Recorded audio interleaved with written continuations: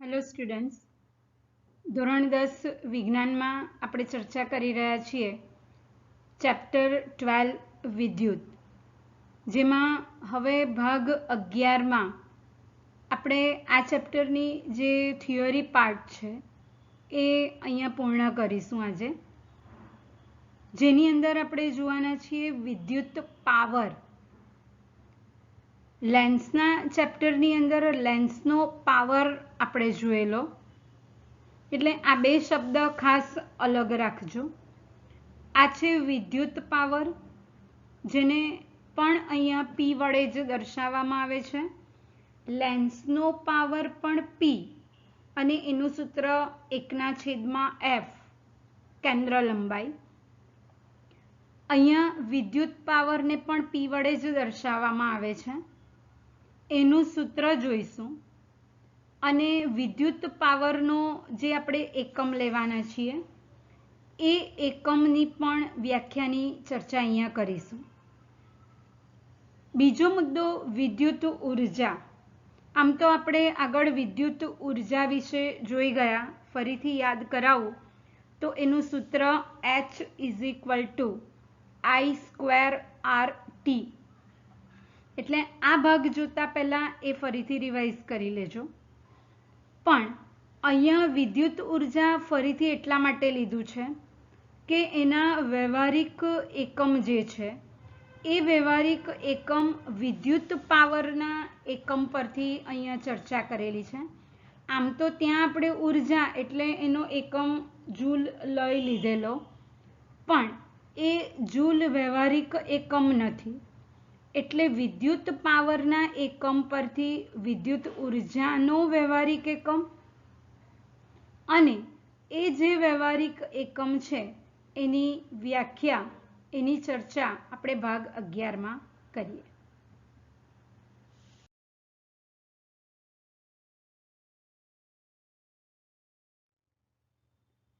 સૌથી પહેલા જોઈએ વિદ્યુત પાવર.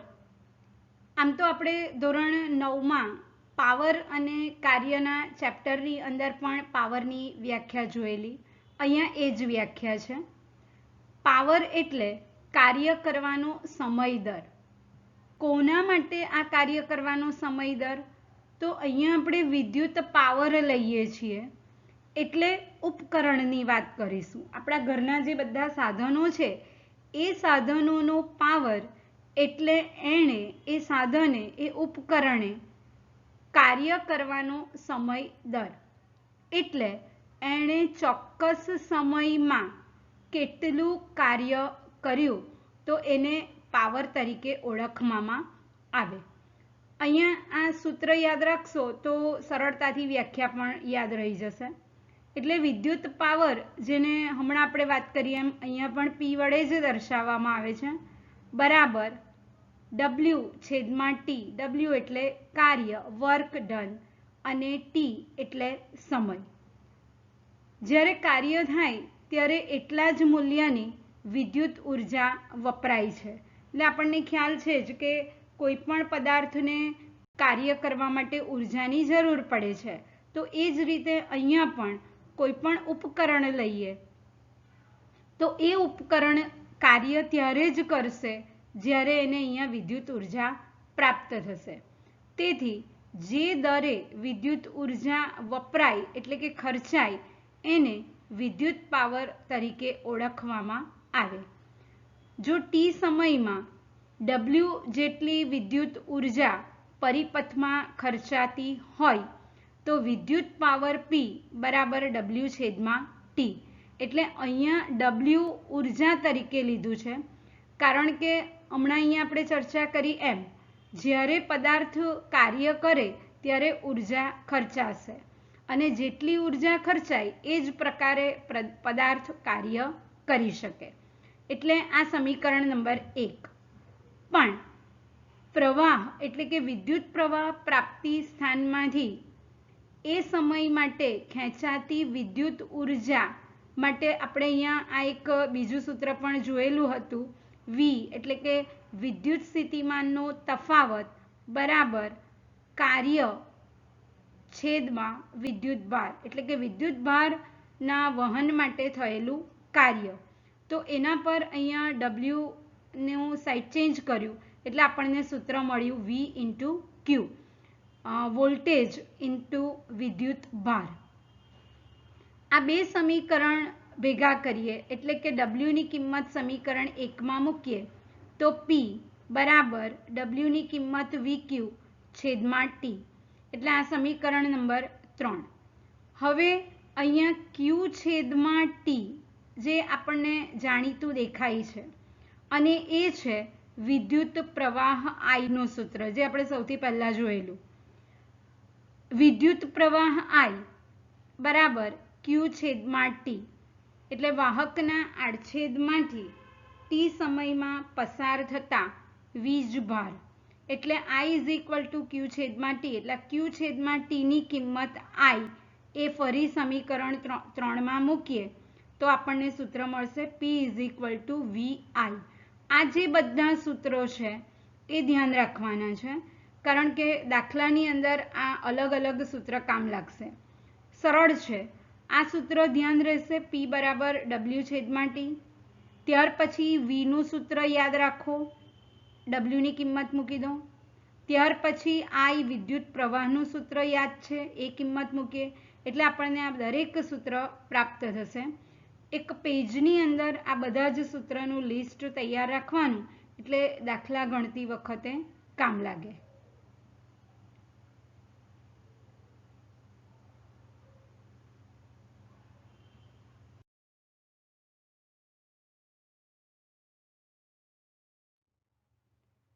આપણે P બરાબર V ઇન્ટુ I આ સૂત્ર મેળવ્યું. હવે આના પરથી ત્રીજો નિયમ વાપરીએ ફરીથી V is equal two IR, એટલે અહીંયા Vની કિંમત ઓમના નિયમ પરથી V is equal two IR મૂકી દીધું એટલે P is equal two I square R. એકદમ સરળ છે.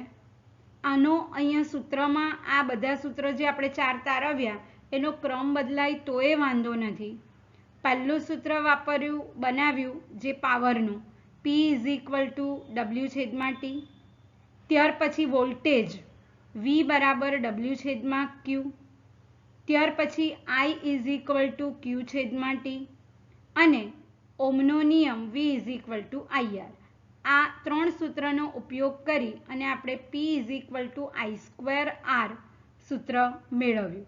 હવે ફરીથી અહીંયા ઓમનો નિયમ વાપરીએ છીએ એટલે I is equal two V છેદમાં R, અહીંયાથી I એકલો પડશે એટલે V છેદમાં R થઈ જશે. એટલે અહીંયા Iની કિંમત ફરીથી મૂકીએ પણ અહીંયા I સ્ક્વેર છે એટલે આ સૂત્ર અહીંયા થશે V સ્ક્વેર છેદમાં R સ્ક્વેર, જેમાંથી એક R નું કેન્સલેશન ભાગાકાર થશે એટલે આપણને ફરીથી Pનું સૂત્ર મળ્યું V સ્ક્વેર છેદમાં R. એટલે અહીંયા આપણને પાવરના ઘણા બધા સૂત્ર પ્રાપ્ત થયા. હવે પાવરનો જનરલી SI એકમ વોટ લેવામાં આવે છે.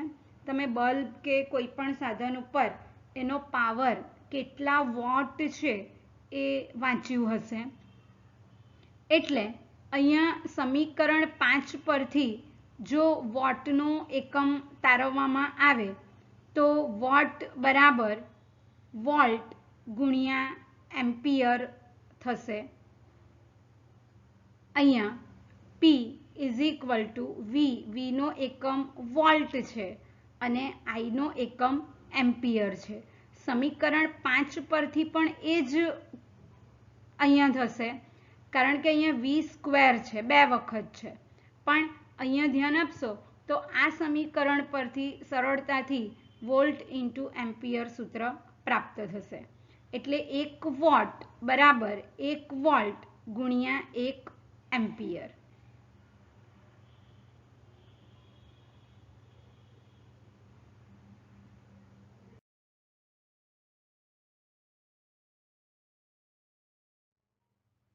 એટલે પાવરનો જે SI એકમ છે વોટ, એની વ્યાખ્યા કરીએ તો 2 રીતે એની વ્યાખ્યા થાય છે. એમાં પહેલું આપણે હમણાં જ તારવ્યું કે 1 વોટ એટલે 1 વોલ્ટ ગુણ્યા 1 એમ્પિયર.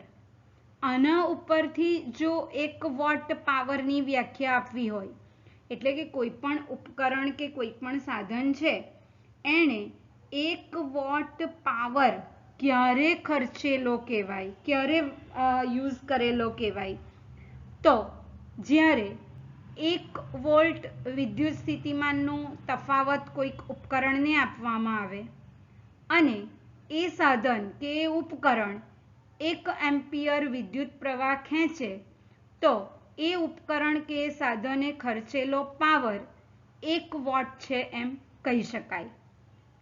બીજું અહીંયા આપણે પાવરનું સૂત્ર મેળવ્યું P બરાબર W/T, જ્યાં W નો એકમ એટલે કે કાર્ય વિદ્યુત ઉર્જાનો એકમ જૂલ છે અને T નો એકમ સેકન્ડ છે. એટલે અહીંયાથી 1 વોટ પાવરની બીજી વ્યાખ્યા પણ આપી શકાશે. ખાસ ધ્યાન રાખો, અહીંયા એકમની વ્યાખ્યા છે, એટલે કે તમે 1 વોટ પાવર ક્યારે ખર્ચેલો કહેવાશે. એટલે અહીંયા જો 1 સેકન્ડમાં કોઈ પણ ઉપકરણ દ્વારા 1 જૂલ, કારણ કે W કાર્ય એનો એકમ જૂલ છે, જો 1 જૂલ વિદ્યુત ઉર્જા એ વાપરે એ ઉપકરણ, તો એ ઉપકરણ વડે વપરાયેલો પાવર 1 વોટ છે એમ કહી શકાય. એટલે અહીંયાથી આ બંને બાબત ધ્યાન રાખો, 1 વોટ 1 વોલ્ટ ઇન્ટુ એમ્પિયર, અને અહીંયા બીજું 1 વોટ પાવરનો એકમ વોટ અને W નો એકમ જૂલ છેદમાં સેકન્ડ, એટલે જૂલ પ્રતિ સેકન્ડ પણ લઈ શકાય.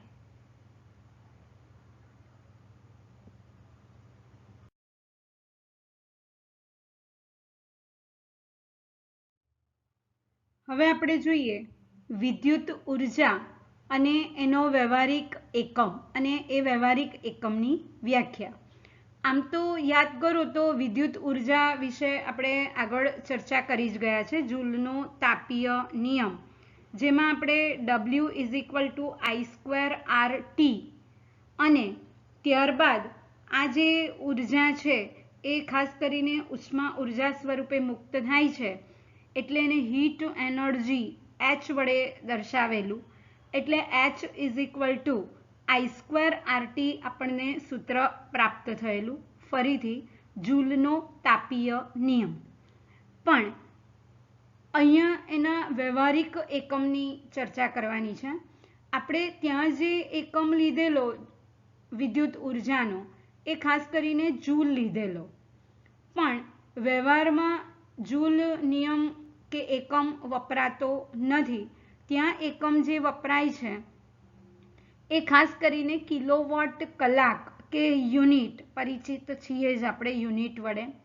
તો આ એકમ કઈ રીતે આવ્યો એની હવે આપણે ચર્ચા કરવાના છીએ, કારણ કે હવે અહીંયા શબ્દ આવે છે વોટ, અને વોટ એ પાવરનો એકમ છે. એટલે પાવર પરથી કઈ રીતે આ એકમ આવે એની આપણે અહીંયા ચર્ચા કરીએ. તો સૌથી પહેલાં હમણાં આપણે જોયું વિદ્યુત પાવર P = W/T. તો અહીંયા W એકલા પાડીએ એટલે કે થયેલું કાર્ય, ખર્ચેલી ઉર્જા, તો W = P × T, power into સમય. હવે W નો એકમ જૂલ છે, વિદ્યુત ઉર્જા એનો એકમ જૂલ છે, પાવર વોટ ઇન્ટુ સમયનો એકમ સેકન્ડ. એટલે અહીંયાથી આપણને વિદ્યુત ઉર્જા જેનો એકમ જૂલ છે, ઉર્જાનો એકમ જૂલ લેવામાં આવે, જૂલ, એના માટે હવે આપણને અહીંયા બીજો એકમ મળ્યો વોટ ઇન્ટુ સેકન્ડ. પણ વ્યવહારમાં ફરી પાછું વોટ એ ખૂબ નાનો એકમ થઈ જાય, ગુણ્યા સમયનો એકમ સેકન્ડ એ પણ ખૂબ નાનો થઈ જાય, એટલે વોટને બદલે એનો મોટો એકમ કિલોવોટ, એને 1000 ગુણવામાં આવે, અને સમય એટલે કે 1 સેકન્ડ જેનો મોટો એકમ 1 કલાક લઈ લેવામાં આવે. એટલે વિદ્યુત ઉર્જાનો આપણને વ્યવહારિક એકમ કિલોવોટ કલાક, જેમાં કે સ્મોલ કિલો માટે વોટ કેપિટલ અને કલાક માટે એચ ફરી પાછો સ્મોલ, જેને આપણે વ્યવહારમાં આપણા ઘરે જે લાઇટ બિલ આવે છે એ યુનિટમાં આવે છે. એટલે આપણે કેટલા યુનિટ વિદ્યુત ઉર્જા વાપરી એને એ પ્રમાણે લાઇટ બિલ આવે છે. એટલે વિદ્યુત ઉર્જાનો વ્યવહારિક એકમ કિલોવોટ કલાક અથવા તો યુનિટ. એટલે અહીંયા 3 એકમ થયા. પહેલા એકમ આપણે અગાઉ જે જોઈ ગયા એ જૂલ, બીજો એકમ કિલોવોટ કલાક અને ત્રીજો એકમ યુનિટ. ખાસ કરીને એક યુનિટ એટલે 1 કિલોવોટ કલાક જ થાય છે, પણ 1 યુનિટ એટલે કેટલા જૂલ અથવા 1 કિલોવોટ કલાક એટલે કેટલા જૂલ, જેની આપણે હમણાં ચર્ચા કરીશું. એટલે ફરીથી એક વખત વિદ્યુત ઉર્જા W P ઇન્ટુ T એટલે વોટ ઇન્ટુ સેકન્ડ, મોટો એકમ કિલોવોટ કલાક એટલે જ યુનિટ, અને ત્રીજો એકમ જૂલ જે આપણે આગળની વિડીયોમાં જોઈ ગયા છીએ. એટલે હવે આપણે આ 3નો સંબંધ મેળવવાનો છે. આપણને ખ્યાલ છે કે અંતરનો એકમ સેન્ટીમીટર લઈ શકાય, મીટર લઈ શકાય, કિલોમીટર લઈ શકાય. તો આ ત્રણેય વચ્ચે કોઈક ને કોઈક સંબંધ છે. એવી રીતના હવે આપણે આ બધાના સંબંધ વિશે પણ ચર્ચા કરીશું. પહેલા અહીંયા જોઈ લઈએ. વિદ્યુત ઉર્જા એટલે વિદ્યુત પરિપથમાં ટી સમયમાં ખર્ચાયેલી કુલ ઉર્જા. આ ખર્ચાતી ઉર્જા એ ઉપકરણનો પાવર, જે આપણે ચર્ચા કરી કે બલ્બની ઉપર એનો પાવર કેટલો છે, કેટલા વોટનો બલ્બ છે એવું લખ્યું હોય છે. એટલે એણે કેટલી ઉર્જા વાપરી એ માત્ર પાવર પર આધાર નહીં રાખે, પણ એ બલ્બ તમે કેટલા સમય માટે ચાલુ રાખ્યો છે એના પર પણ આધાર રાખે છે. એટલે જો ટી સેકન્ડ દરમિયાન પાવર પી વોટ એકમમાં પાવર હોય છે, એટલે લાગુ પાડવામાં આવે તો થતું કાર્ય કે ખર્ચાતી વિદ્યુત ઉર્જા W is equal to P into T. આ સૂત્ર પરથી P ઇન્ટુ ટી. વિદ્યુત ઉર્જાનો એકમ જૂલ, 1 એકમ જૂલ જે આપણે અગાઉના વિડીયોમાં જોઈ ગયા, પાવરનો એકમ વોટ અને સમયનો એકમ સેકન્ડ. પરંતુ વોટ એ નાનો એકમ છે, એટલે વ્યવહારમાં મોટો એકમ કિલોવોટ લેવાય. 1 કિલોવોટ એટલે 1000 વોટ. એટલે વિદ્યુત ઉર્જા એ પાવર અને સમય એના ગુણાકાર જેટલી હોવાથી આખો એકમ થઈ જશે વોટ ઇન્ટુ કલાક. વોટ નાનો એકમ રાખ્યો, એને બદલે અહીંયા કિલોવોટ પણ લઈ શકાય. 1 વોટ પાવર 1 કલાક સુધી વપરાય તો 1 વોટ અવર વિદ્યુત ઉર્જા ખર્ચેલી કહેવાય. પણ સામાન્ય રીતે વ્યવહારમાં 1 કિલોવોટ કલાક લેવાય, જેને 1 યુનિટ વડે પણ દર્શાવવામાં આવે છે.